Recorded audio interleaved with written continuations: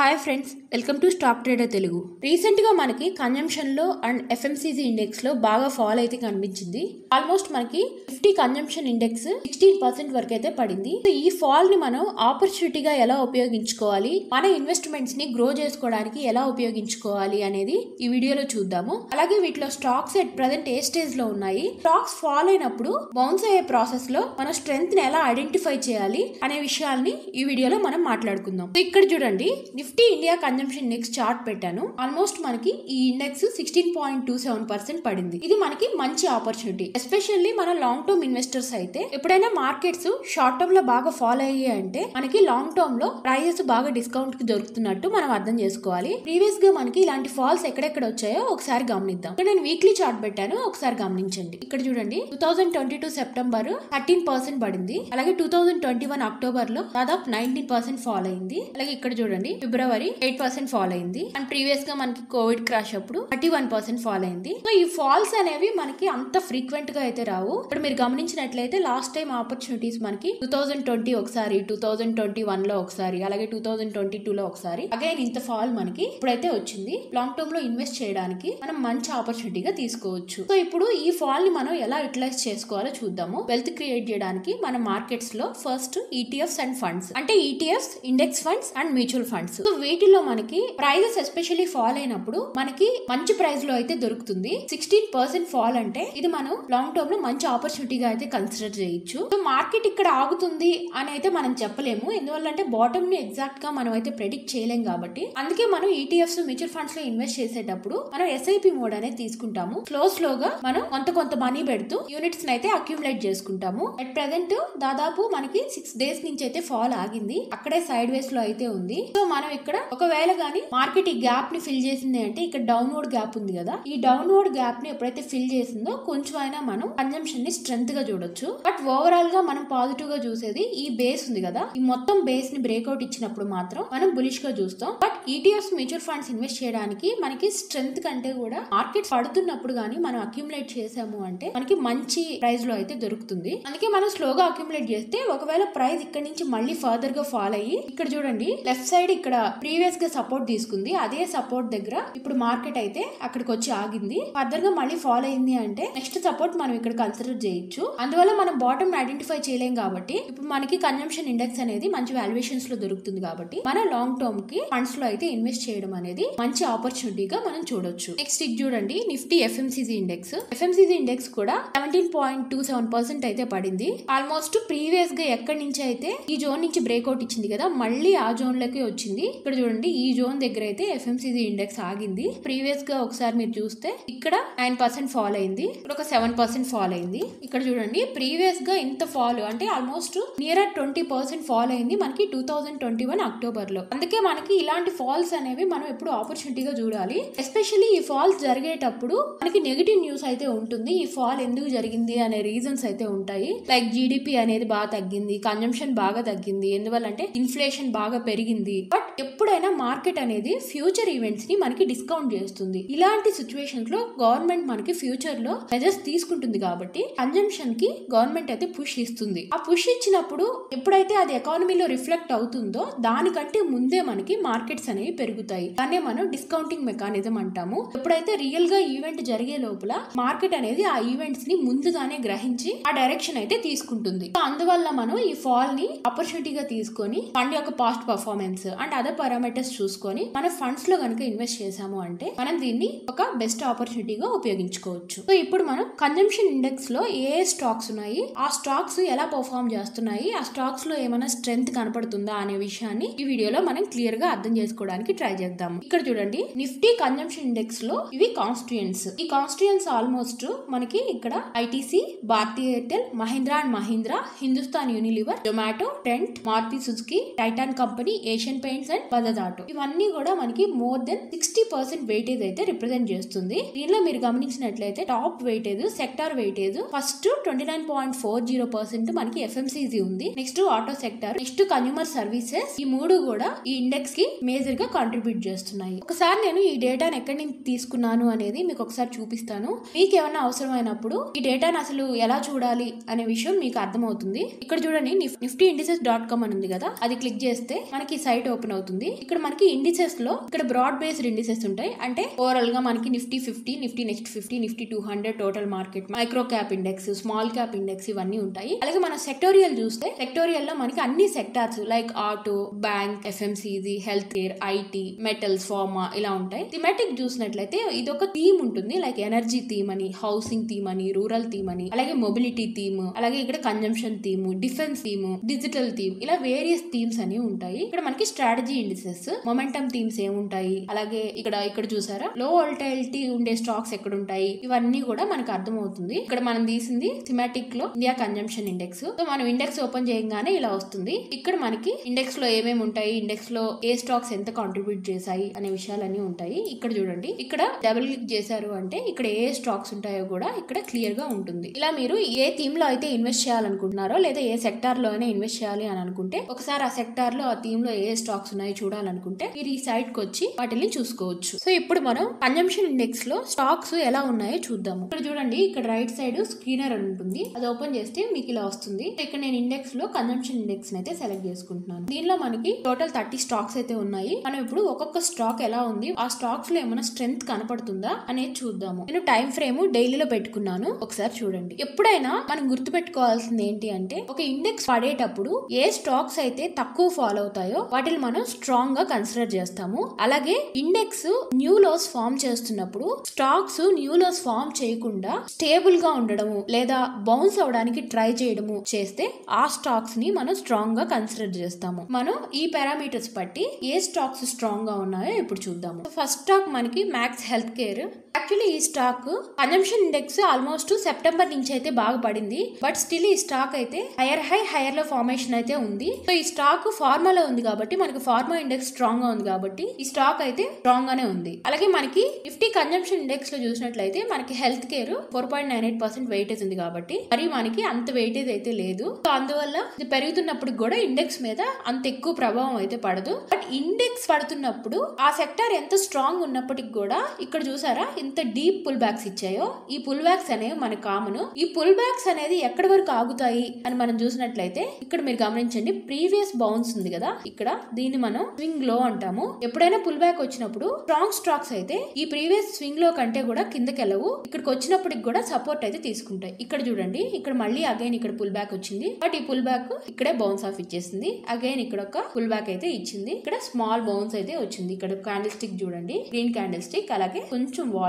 Pickup అయింది. Next ఈ stock చూడండి, ఇది యునైటెడ్ స్పిరిట్స్. ఈ స్టాక్ మనకి 18% అయితే పడింది. మనకి ఇండెక్స్ దాదాపు 17% పడింది. ఇది మనకి 18% దాకా పడడం అనేది ఆల్మోస్ట్ తక్కువ పడినట్టే మనం కన్సిడర్ చేసుకోవాలి. జనవరి 13th ఇండెక్స్ న్యూ లో ఫామ్ చేసి సైడ్ వేస్ లో అయితే ఉంది. ఈ స్టాక్ ఇక్కడ బౌన్స్ అవడానికి అయితే ట్రై చేస్తుంది. ఇంకా అంత స్ట్రాంగ్ ప్రైస్ యాక్షన్ అయితే మనకి కనపడట్లేదు. జస్ట్ లోస్ నుంచి బౌన్స్ ఆఫ్ ఇచ్చింది. నెక్స్ట్ ఈ స్టాక్ చూడండి, ఈ స్టాక్ మనకి 28% అయితే పడింది. అంటే ఇండెక్స్ కంటే 10% ఎక్కువే పడింది. సో ఈ స్టాక్ ని మనం వీక్ గా కన్సిడర్ చేస్తాము. అలాగే ఇక్కడ బౌన్స్ కూడా మరి అంత స్ట్రాంగ్ గా అయితే లేదు. వాల్యూమ్ పికప్ అయితే ఉంది కానీ క్యాండిల్ స్టిక్ చూడండి, క్యాండిల్ స్టిక్ మనకి అంత స్ట్రాంగ్ గా లేదు. ఈ అప్పర్ విక్ అయితే కనపడుతుంది కదా, సెల్లింగ్ అనేది కనపడుతుంది. ఈ అప్పర్ విక్ అనేది మనకి సెల్లింగ్ రిప్రజెంట్ చేస్తుంది. వాల్యూమ్ ఎక్కువగా ఉంది అంటే మన క్యాండిల్ స్టిక్ కూడా వైడర్ గా ఉండాలి, అలాగే క్లోజింగ్ కూడా స్ట్రాంగ్ గా ఉండాలి. ఇక్కడైతే క్లోజింగ్ కూడా స్ట్రాంగ్ గా లేదు. ఈ స్టాక్ లో అంత స్ట్రెంత్ అయితే ఇంకా రాలేదు. నెక్స్ట్ ఇది చూడండి, డిఎల్ఎఫ్ ఆల్మోస్ట్ మనకి సెప్టెంబర్ నుంచి 24% పడింది. సో ఇండెక్స్ కంటే కూడా ఎక్కువే పడింది. ఇప్పుడే చిన్నగా బౌన్స్ అయితే కనపడుతుంది. బట్ ఇంకా కూడా మనకి స్ట్రెంత్ అయితే రావాలి. జనవరి 14th 15th వాల్యూమ్స్ పికప్ అయ్యాయి. బట్ క్యాండిల్ స్టిక్స్ చాలా చిన్నగా అయితే ఉన్నాయి. మనకి ఎప్పుడు కూడా వాల్యూమ్ హైయర్ గా ఉన్నప్పుడు క్యాండిల్ స్టిక్స్ వైడర్ గా ఉండాలి. వాల్యూమ్ తక్కువగా ఉన్నప్పుడు క్యాండిల్ స్టిక్స్ రేంజ్ అనేది తక్కువగా ఉంటుంది. ఇది మనం నార్మల్ గా కన్సిడర్ చేస్తాం. కోల్గేట్ చూడండి, కోల్గేట్ 32% అయితే పడింది. ఇది చాలా వీక్ గా ఉంది. ఇంకా అయితే బౌన్స్ అయితే రాలేదు. నెక్స్ట్ ఏషియన్ పెయింట్స్ అయితే టాప్ నుంచి 35% పడింది.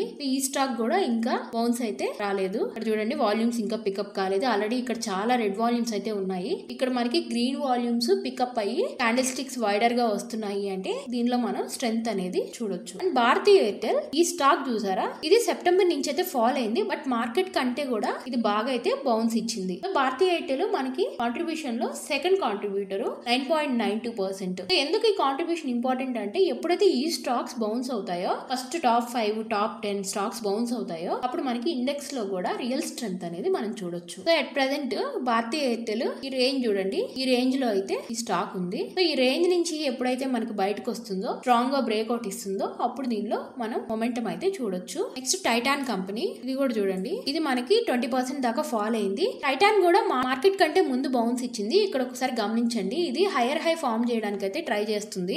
గమనించండి ఒకసారి, అయితే హైయర్ హై ఫామ్ చేయడానికి ట్రై చేసింది. అగైన్ ఇక్కడ ఒక రేంజ్ లోకి అయితే వెళ్ళిపోయింది. ఈ స్టాక్ కంపారిటివ్ గా స్ట్రాంగ్ గా అయితే ఉంది. బట్ ఈ స్టాక్ కూడా మనకి ఈ ట్రేడింగ్ రేంజ్ లో అయితే మూవ్ అవుతుంది. ఈ రేంజ్ నుంచి స్టాక్ స్ట్రాంగ్ క్యాండిల్ తో బ్రేక్అవుట్ ఇచ్చినప్పుడు మనం దాన్ని ఈ రేంజ్ నుంచి బ్రేక్అవుట్ ఇచ్చింది అని మనం కన్సిడర్ చేయొచ్చు. బ్రిటానియా ఇండస్ట్రీస్ 28% అయితే డౌన్ అయింది. సో ఇండెక్స్ కంటే కూడా చాలా ఎక్కువ ఫాల్ అయింది. ఈ స్టాక్ వీక్ గా ఉంది. అలాగే బాటమ్ ఫార్మేషన్ చూడండి, ఇక్కడ ఈ స్టాక్ అయితే ముందు నుంచే బాటమ్ అనేది ఫార్మ్ చేసుకుంటుంది. బట్ ఇంకా అయితే మనకి స్ట్రెంగ్త్ అయితే కనపడలేదు, అలా ఎక్కువగా ఫాల్ అయింది కదా. వాల్యూమ్స్ కొంచెం పికప్ కనపడుతుంది, కానీ క్యాండిల్స్ లో నేను జూమ్ చేస్తాను చూడండి, ఈ క్యాండిల్స్ లో అయితే మనకి ఎక్కడ స్ట్రెంగ్త్ కనపడట్లేదు. ఈ మొత్తం రేంజ్ లో మనకి ఈ క్యాండిల్ స్ట్రాంగ్ గా ఉంది, ఈ క్యాండిల్ స్ట్రాంగ్ గా ఉంది. ఇక్కడ అంతా కూడా చూసారా, ఇవన్నీ కూడా మనకి వీక్ క్యాండిల్స్, అప్పర్ వీక్స్ ఎక్కువ ఉంది. అలాగే కొంచెం ఇక్కడ బయింగ్ అయితే వచ్చింది, ఇక్కడ లోయర్ వీక్ ఉంది. ఇంకా కూడా ఇక్కడ మనకి స్ట్రాంగ్ బయింగ్ అయితే కనపడట్లేదు. నెక్స్ట్ టాటా కన్జ్యూమర్ కూడా 29% అంటే ఇండెక్స్ కంటే ఎక్కువ పడింది. చూడండి, ఇక్కడ ఒక బేస్ ఫామ్ చేసుకుంటుంది. సో ఈ బ్రేక్అవుట్ దగ్గర అయితే మనం అబ్జర్వ్ చేయాలి. కన్జంప్షన్ అన్ని స్టాక్స్ కూడా మనకి లెఫ్ట్ సైడ్ అయితే చాలా రెసిస్టెన్స్ ఉన్నాయి. రెసిస్టెన్స్ అంటే మనం దీన్ని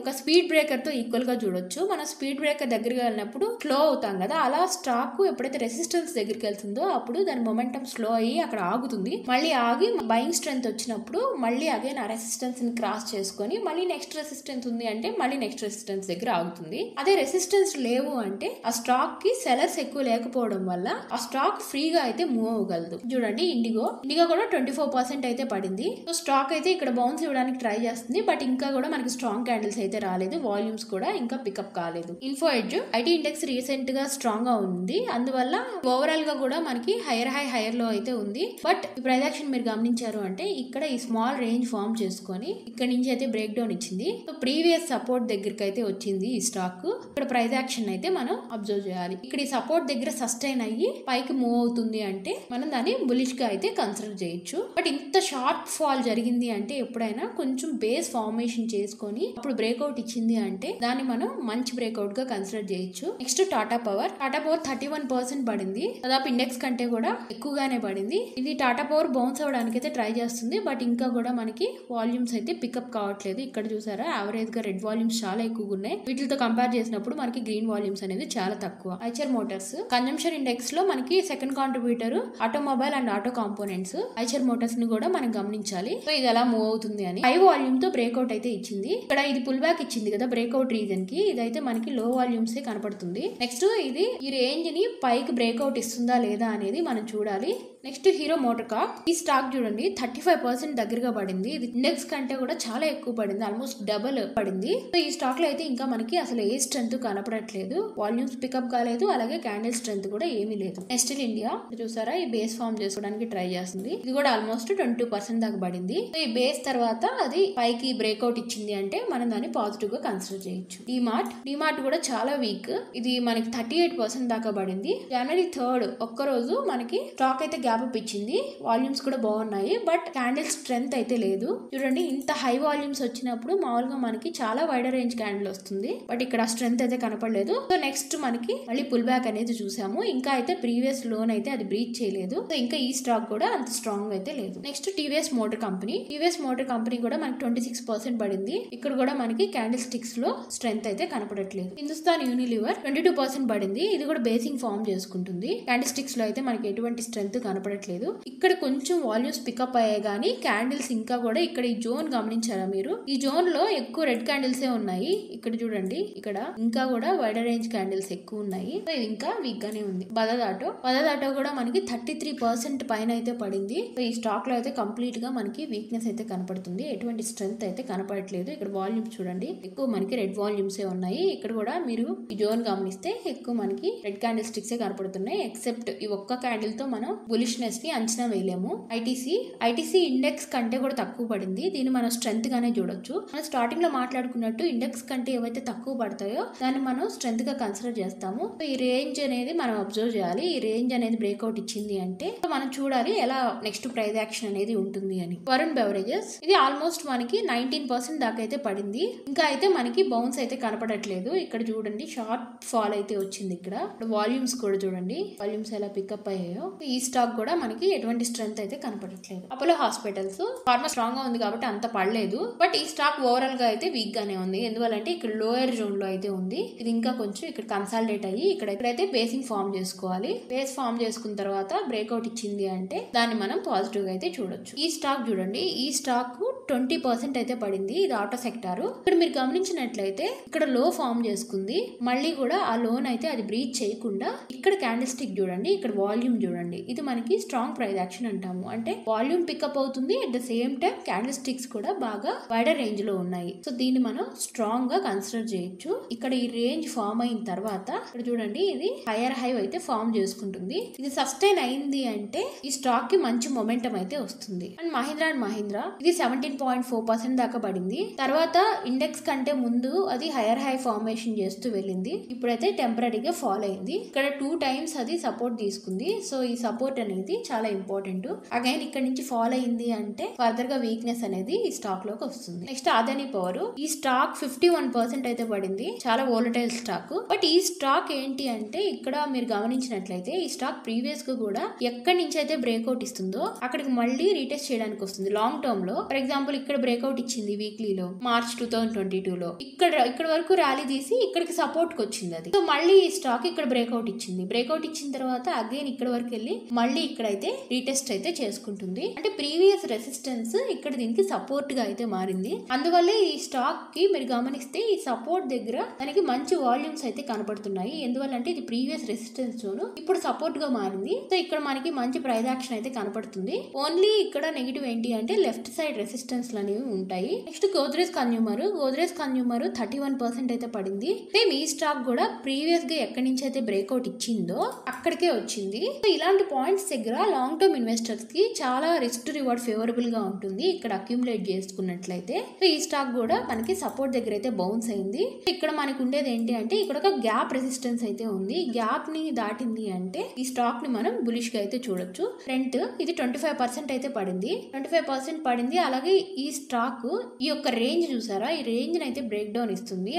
అది మనకి మంచి సైన్ అయితే కాదు. ఎప్పుడైనా ప్రీవియస్ గా ఫామ్ చేసుకున్న సపోర్ట్ ని బ్రేక్ చేస్తుంది అంటే ఆ స్టాక్ ఫర్దర్ గా వీక్ అవుతుంది అని మనం అర్థం చేసుకోవచ్చు. ఇండియన్ హోటల్స్ కన్జంప్షన్ పడేటప్పుడు కూడా ఇది బాగా స్ట్రాంగ్ గా అయితే ఉంది. ఇక్కడ చూడండి, సెప్టెంబర్ నుంచి గమనిస్తే ఆల్మోస్ట్ ఈ స్టాక్ హైయర్ లో ఫార్మేషన్ అయితే చేస్తుంది. రీసెంట్ గా ఒక 15% ఫాల్ అయితే వచ్చింది. ఫాల్ వచ్చిన తర్వాత మనకి ఇక్కడైతే కొంత బౌన్స్ వచ్చింది. బట్ ఇక్కడ ఒక బేస్ ఫామ్ అయింది అంటే మనం దాన్ని గుడ్ కన్సాలిడేషన్ గా చూడొచ్చు. ఒక బేస్ ఫామ్ అయ్యి బ్రేక్అవుట్ ఇచ్చింది అంటే దాన్ని మనం మంచి బ్రేక్అవుట్ గా తీసుకోవచ్చు. నెక్స్ట్ జొమాటో ఆల్మోస్ట్ మనకి సెప్టెంబర్ నుంచి చూసినట్లయితే 25% దాకా పడింది. సో 25% దాకా పడి ఇక్కడ ఈ స్టాక్ యొక్క సపోర్ట్ జోన్ అయితే బ్రేక్ చేసింది. బ్రేక్ చేసిన తర్వాత ఇక్కడైతే సైడ్ వేస్ లో మనకి కన్సాలిడేట్ అవుతుంది. సో ఇక్కడ వాల్యూమ్స్ చూసినట్లయితే ఇప్పటికి కూడా బయింగ్ అయితే కనపడట్లేదు మనకి. జనరల్ గా స్టాక్స్ సపోర్ట్ బ్రేక్ చేసాయి అంటే డైరెక్ట్ గా ఇలా ఫాల్ అయిపోవు. ఇలా కొంచెం ఫాల్ అయ్యి వెనక్కి వచ్చి మళ్ళీ రీటెస్ట్ చేస్తాయి. రీటెస్ట్ చేసిన తర్వాత అగైన్ ఇలా ఫాల్ అయింది అంటే మనం ఫర్దర్ వీక్నెస్ గా చూడొచ్చు.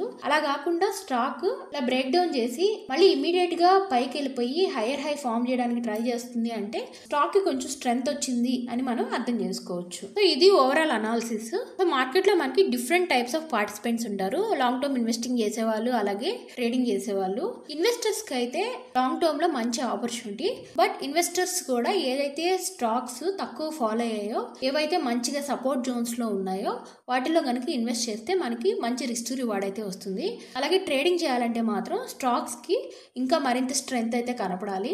అలాగే ఇండెక్స్ కూడా మనకి హైయర్ లో ఫార్మేషన్ అయితే జరగాలి. సో ఈ క్లూస్ మీరు అబ్జర్వ్ చేసినట్లయితే మీకు స్టాక్స్ ఎప్పుడు స్ట్రెంథెన్ అవుతున్నాయి అనే విషయము అర్థమవుతుంది. ఈ వీడియోలో మీకు ఏమైనా డౌట్స్ ఉన్నట్లయితే కింద కామెంట్ సెక్షన్ లో పెట్టండి. ఈ వీడియో మీకు నచ్చినట్లయితే లైక్ చేయండి, సబ్స్క్రైబ్ చేసుకోండి. ఇంకెవరికైనా యూజ్ అవుతుంది అంటే షేర్ చేయండి. నెక్స్ట్ వీడియోతో మళ్ళీ కలుద్దాం.